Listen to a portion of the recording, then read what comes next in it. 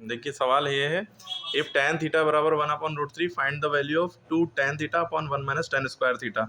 ठीक, ये आपकी बुक में क्वेश्चन नंबर 5 है 9.1 का। कैसे करना है उसको देखिए, ये तो लिखा हुआ है पूरा, ये निकालना है ना। आपको tan थीटा की वैल्यू दे दी गई है, कुछ परपेंडिकुलर अपॉन हाइपोटेन्यूज या कोई फॉर्मूला नहीं निकालना है, पंडित बद्री प्रसाद से नहीं गुजरना है क्योंकि सब दिया हुआ है। tan की बात हो रही है और tan ही दिया है तो कोई फॉर्मूला नहीं लगाना है, ना पाइथागोरस लगानी, कुछ नहीं, डायरेक्ट वैल्यू उठा के बस जहाँ जहाँ tan लिखा है वो पुट कर दिए। ठीक, तो 2 और tan के बीच में मल्टीप्लाई छुपा है, लगा दिया मल्टीप्लाई। पता है ना आपको, कोई भी नंबर, और ये tan थीटा की वैल्यू 1/√3 है, तो जहाँ पे tan थीटा लिखा है इसकी जगह पे हम लिख देंगे 1/√3।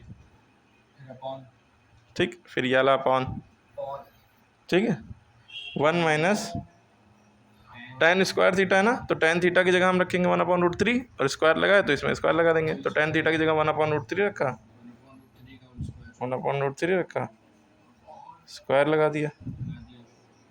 ठीक, यहाँ तक कोई दिक्कत?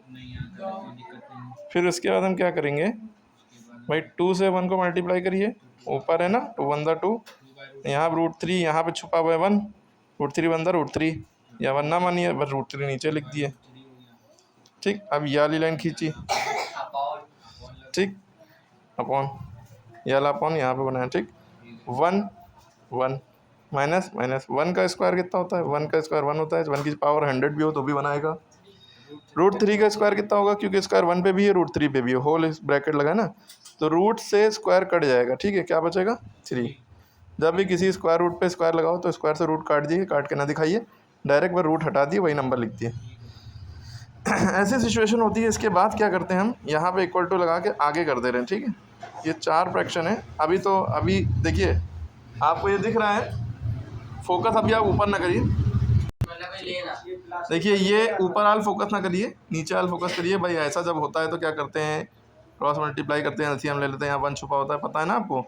ऊपर आल अभी आप ये लिखा नहीं दिए 2/√3, नीचे आल फोकस करिए इतने पे, इसको इससे मल्टीप्लाई करेंगे, 3 1 3 माइनस 1 1 1 अपॉन 3 1 3।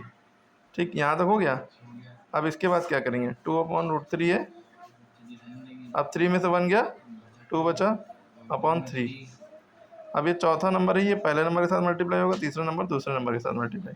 ठीक, यानी 2/√3 ऐसे लिखेंगे, क्या लिखेंगे, 2/√3 ऐसे लिखा।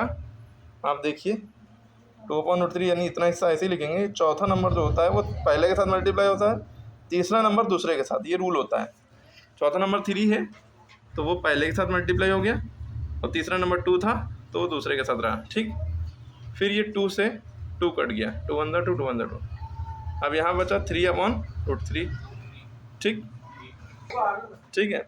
अब इसके बाद हम क्या करते हैं, नीचे रूट में, मैथ में रूट नहीं चाहिए, रूट में नंबर नहीं चाहिए होता है। इसको हटाने के लिए जो रूट में नंबर है उसी नंबर से ऊपर नीचे अपनी तरफ से मल्टीप्लाई करते हैं, ताकि नीचे से रूट हट जाए।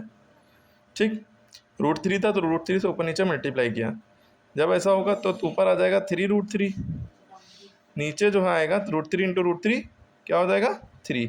आपको पता है √3 का स्क्वायर करो या √3 इंटू √3 करो, बात 3 होता है। रूट वाले नंबर से सेम रूट वाला नंबर मल्टीप्लाई होता है तो रूट हट जाता है।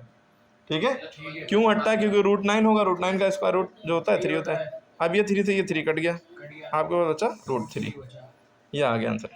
तो इसको देख लिया।